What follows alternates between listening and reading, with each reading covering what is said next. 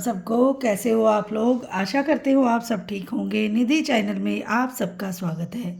और आज मैं आपको मोहिनी एकादशी महात्म्य सुनाऊंगी, जो वैशाख शुक्ल पक्ष की एकादशी है। तो कथा को पूरा सुने और अधूरा ना छोड़े। और एकादशी का व्रत हमें करना चाहिए और इसका बहुत ज़्यादा महत्व है। धर्मराज युधिष्ठिर बोले कि हे श्री कृष्ण, वैशाख मास के शुक्ल पक्ष की एकादशी का क्या नाम है तथा उसकी क्या विधि है, यह सब विस्तार पूर्वक कहिए। भगवान श्री कृष्ण बोले, हे धर्मनंदन, मैं आपसे एक पुरातन कथा कहता हूँ, जिसको महर्षि वशिष्ठ जी ने श्री रामचंद्र जी से कहा था। श्री रामचंद्र जी बोले, हे गुरुदेव, आप मुझे कोई ऐसा व्रत कहिए जिससे समस्त पाप और दुख नष्ट हो जाए। मैंने जनक नंदिनी श्री सीता जी के वियोग में बहुत दुख भोगे हैं, अतः अब आप कोई व्रत बतलाइए। महर्षि वशिष्ठ बोले, हे राम, आपने बहुत सुंदर प्रश्न किया है। आपकी बुद्धि अत्यंत शुद्ध और पवित्र है। आपके नाम के स्मरण मात्र से ही मनुष्य पवित्र हो जाता है। इसीलिए आपका यह प्रश्न लोकहित में अवश्य आएगा।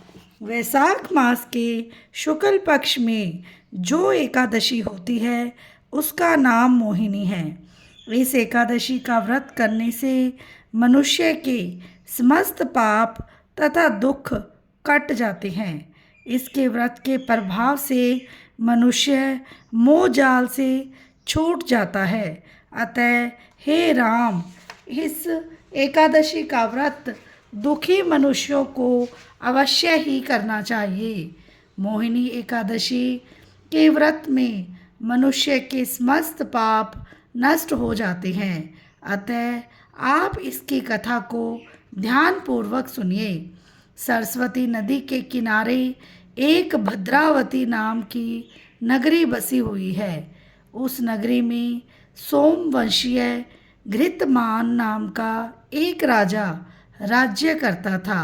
उसी नगरी में एक धन धान्य से पूर्ण पुण्यवान वेश्या रहता था। उसका नाम धनपाल था। वह अत्यंत धर्मात्मा तथा विष्णु भक्त था। उसने नगर में अनेकों भोजनालय, प्याऊ, कुएं, तालाब, धर्मशाला आदि बनवाए। उसने सड़कों के किनारे आम, जामुनी, नीम आदि के वृक्ष लगवाए। उस वैश्य के 5 पुत्र थे। उसका सबसे बड़ा पुत्र अत्यंत पापी था। वह वेश्याओं और गुंडों की संगति करता था। वह अपना समय जुआ खेलने में व्यतीत करता था। वह दूसरों की स्त्रियों के साथ भोग विलास करता था। वह महानीच था और देवता, पितृ आदि को नहीं मानता था। वह अपने पिता के धन को बुरे व्यसनों में खर्च किया करता था।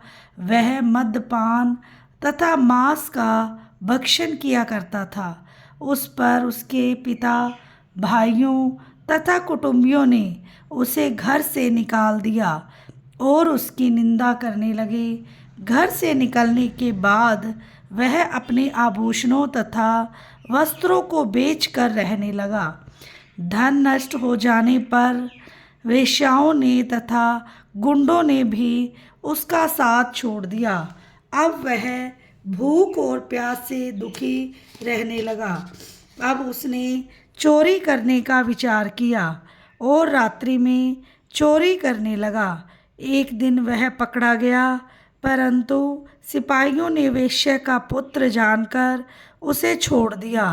वह दूसरी बार फिर पकड़ा गया और राजा ने उसे कारागार में बंद कर दिया। कारागार में राजा ने उसको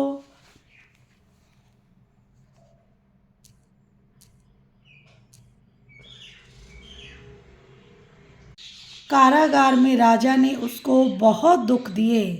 और उसको नगर छोड़ने को कहा। अंत में वह दुखी होकर नगरी को छोड़ गया और जंगल में पशु पक्षियों को मार कर खाने लगा। फिर वह बहेलिया बन गया और धनुष बाण से पशुओं पक्षियों को मार मार कर खाने लगा। एक दिन वह पापी भूख और प्यास से व्याकुल खाने की खोज में निकल पड़ा और कौटिन्य ऋषि के आश्रम में आ पहुंचा। इस समय वैशाख का महीना था। कौटिन्य ऋषि गंगा स्नान करके आए थे। उनके भीगे वस्त्रों के छींटे मात्र से इस पापी को कुछ सद्बुद्धि प्राप्त हुई। वह पापी मुनि के पास जाकर हाथ जोड़कर कहने लगा, हे मुनि, मैंने अपने जीवन में बहुत पाप किए हैं।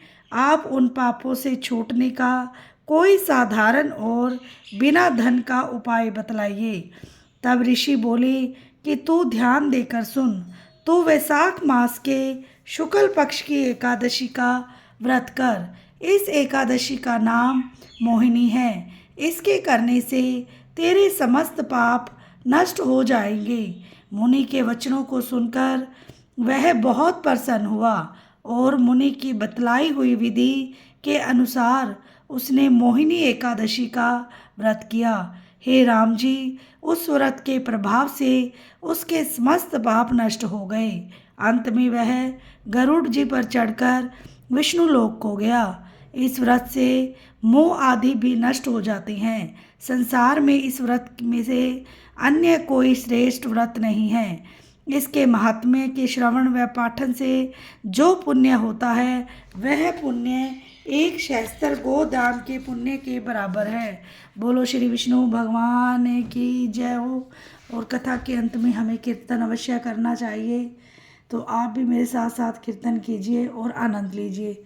श्रीमन नारायण नारायण नारायण, भजमन नारायण नारायण नारायण, लक्ष्मी नारायण नारायण नारायण, जप मन नारायण नारायण नारायण, श्रीमन नारायण नारायण नारायण, भजमन नारायण नारायण नारायण, लक्ष्मी नारायण नारायण नारायण, जप मन नारायण नारायण नारायण, भजमन नारायण नारायण नारायण, श्रीमन नारायण नारायण नारायण, लक्ष्मी नारायण नारायण